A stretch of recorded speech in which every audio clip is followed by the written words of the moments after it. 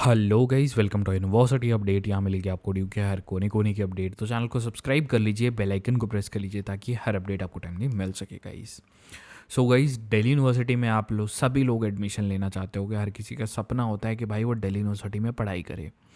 लेकिन guys, Delhi university के कुछ ऐसे रूल्स हैं जिनकी वजह से हो सकता है आपकी सीट रिजेक्ट हो जाए, या आपकी एप्लीकेशन जो आप डालोगे दिल्ली यूनिवर्सिटी में अप्लाई करोगे वो रिजेक्ट हो जाए। ठीक है, और फिर आपको बहुत बड़ा लॉस हो जाए और फिर आप कहीं नहीं जा पाओगे। फिर डीयू में आप नहीं ले पाओगे एडमिशन, बिकॉज 2-3 राउंड के अंदर दिल्ली यूनिवर्सिटी में एडमिशन की सीट्स फुल हो जाती हैं। फिर बाद में बचे कुछ एप्लीकेशंस रह जाती हैं, उनमें आपको डिज़ायर कोर्स नहीं मिल पाता। और हर साल 10,000 से ऊपर बच्चे इस प्रॉब्लम में फंसते हैं। तो ये वीडियो आपके लिए एक बहुत इंपॉर्टेंट वीडियो है, कहीं आप इनमें से एक ना हो। तो गाइस, ये वीडियो जितनी ज़्यादा हो सके बच्चों तक पहुंचाना, मेरी आवाज़ ताकि उन तक पहुंचे और उनको भी पता चले, कोई गलती ना करे यार। आपका भला हो इस वीडियो से, बिकॉज ये वीडियो बहुत इंपॉर्टेंट है। तो गाइस, सीधा चलते हैं वीडियो पे, आपका ज़्यादा टाइम नहीं लेते हैं।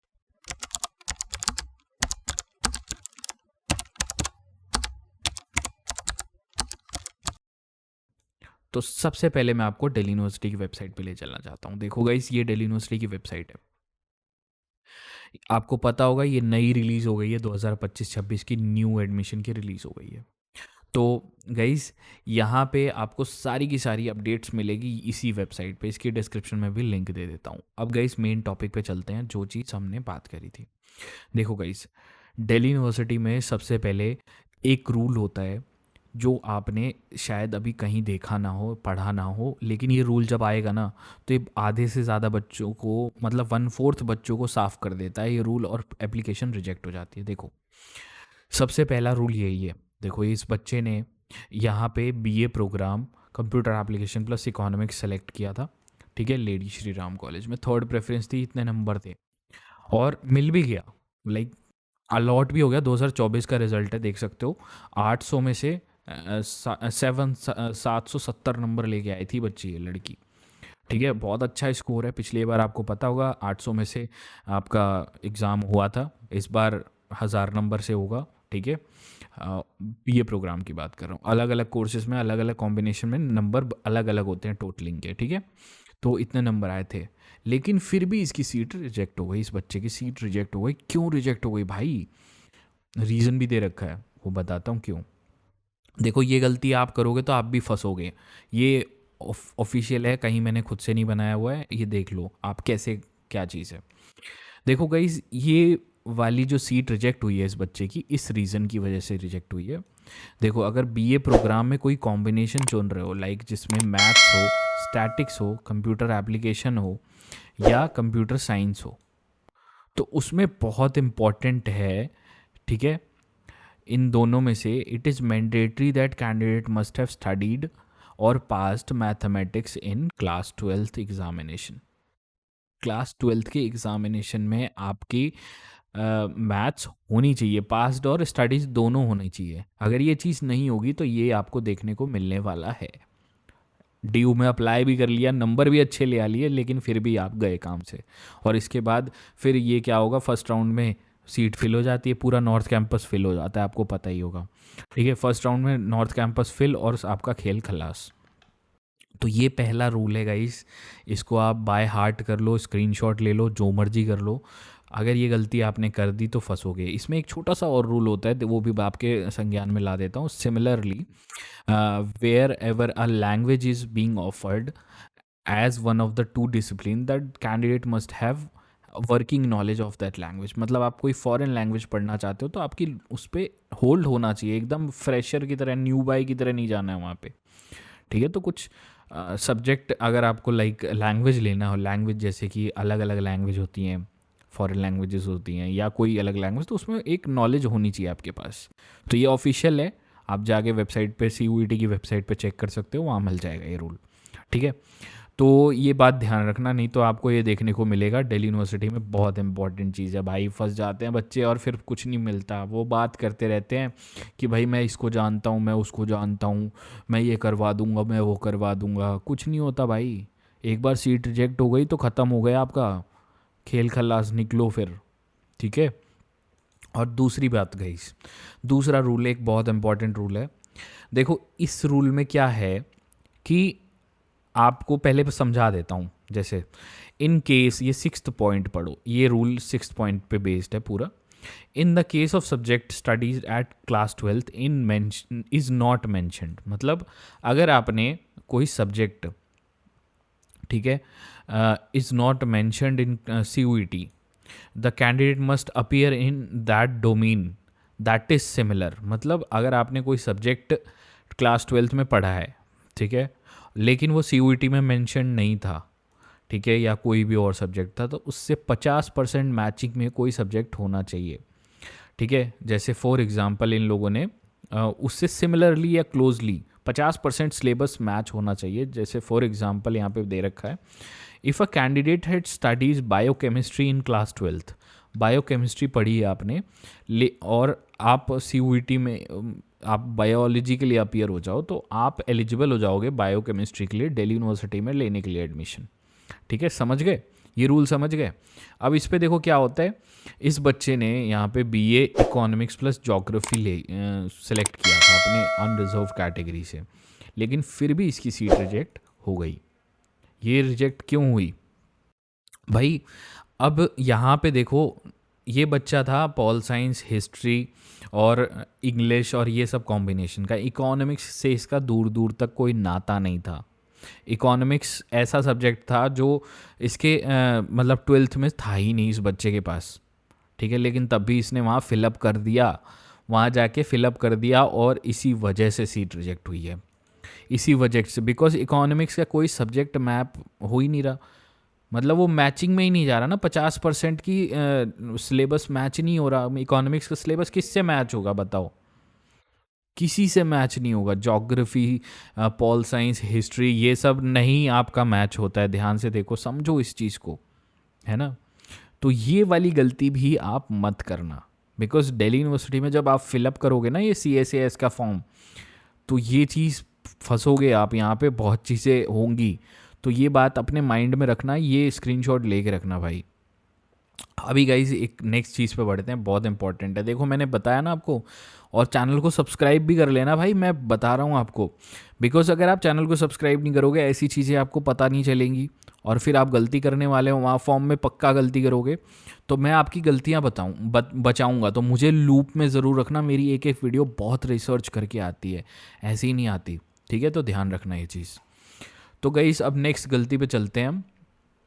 ये प्रोग्राम एलिजिबिलिटी उसी से रिलेटेड है थोड़ा सा, ठीक है, कि आपके सब्जेक्ट, हाँ, तो उसी में रिलेटेड हो गया लास्ट टॉपिक में। अभी गाइस हम बात करते हैं आपका डॉक्यूमेंट इश्यूज़ का। देखो ये 2025 का ब्रोशर है, मतलब बुलेटिन है, बुलेटिन ऑफ इंफॉर्मेशन। इसमें साफ साफ लिखी गई हैं बहुत चीज़ें, बातें, ठीक है। तो ये सब लिखी गई है कि आप SC, अगर SC और ST हो तो आप सेंट्रल और स्टेट लिस्ट में होने चाहिए।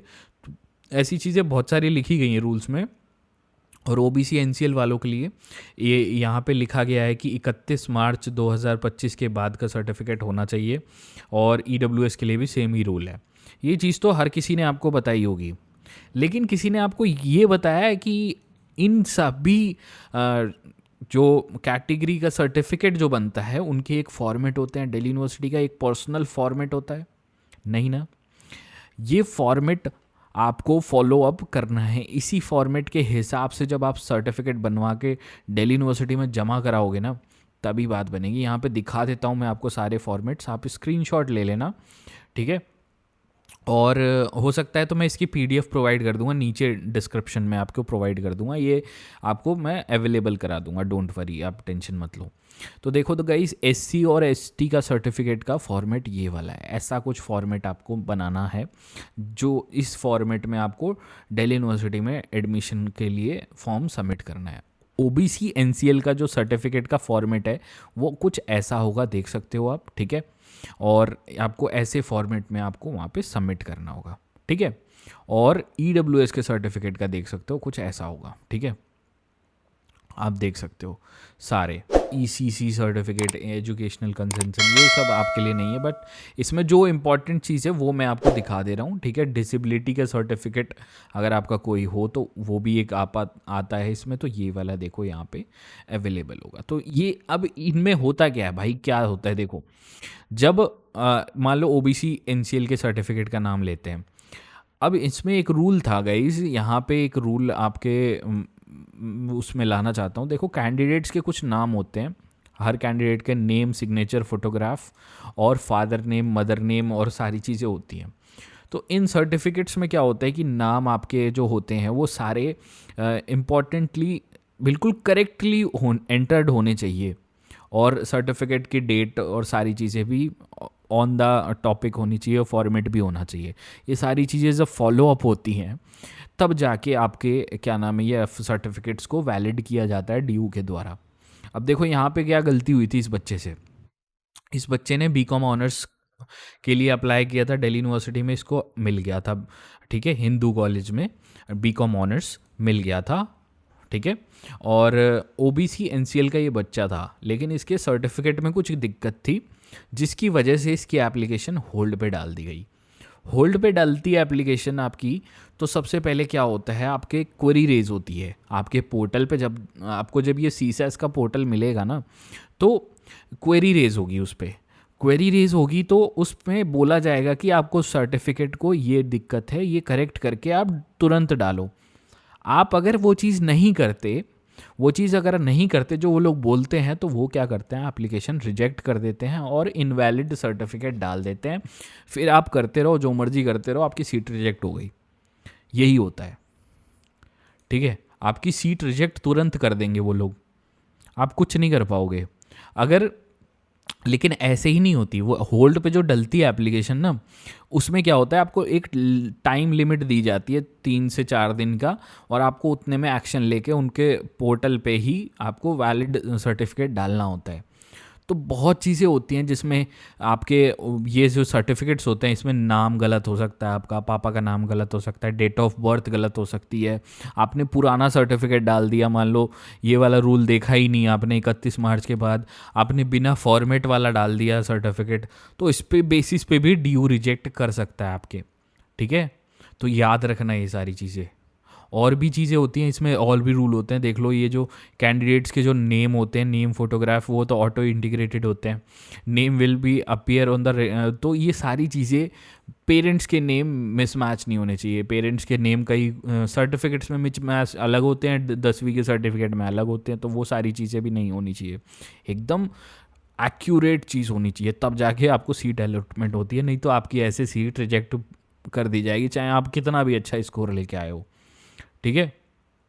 और भी बताता हूँ, देखो गाइस, ये चीज़ आपको मेरे चैनल पे ही मिलेगी, बिकॉज ये दिल्ली यूनिवर्सिटी ने ना अभी एक्चुअली यहाँ से सारी सीसैस जो सीसैस पोर्टल है वो चीज़ का पीडीएफ ही हटा दी है अपनी वेबसाइट से। ये मैंने बहुत मुश्किल से निकाल के कहीं से जुगाड़ करके मैंने लास्ट ईयर रखी हुई थी, तो ये मैंने लेके आया हूँ आपके लिए कि सीट रिजेक्शन किस बेसिस पे होती है, ठीक है। तो सबसे पहले आपकी प्रोग्राम नॉन एलिजिबिलिटी, ये वाला तो नॉन एलिजिबिलिटी क्या होता है कि आप एलिजिबल ही नहीं थे और आपने डाल दिया और उस सब्जेक्ट को, तो आप गए काम से, आपकी कोई नेम वेम में कोई दिक्कत थी तो वो तो मिनिमम एलिजिबिलिटी में आ जाता है, ठीक है।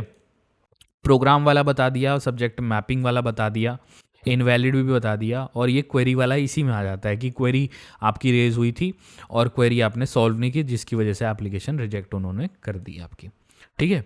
तो ये सिंपल चीज़ें बहुत इंपॉर्टेंट चीज़ें हैं। और अब देखो गाइस, यहाँ पे सीसैस का डीयू का अपना पोर्टल भी रिलीज़ होगा, ठीक है, पोर्टल भी रिलीज़ होगा, सीसैस एलोकेशन, मतलब आपको पता होगा, तो अगर नहीं पता होगा तो चैनल को सब्सक्राइब कर लो, मैं बताऊंगा आपको सारी चीज़ें चैनल पे, तो चैनल को सब्सक्राइब कर लेना भाई, ये बहुत इंपॉर्टेंट है, ठीक है।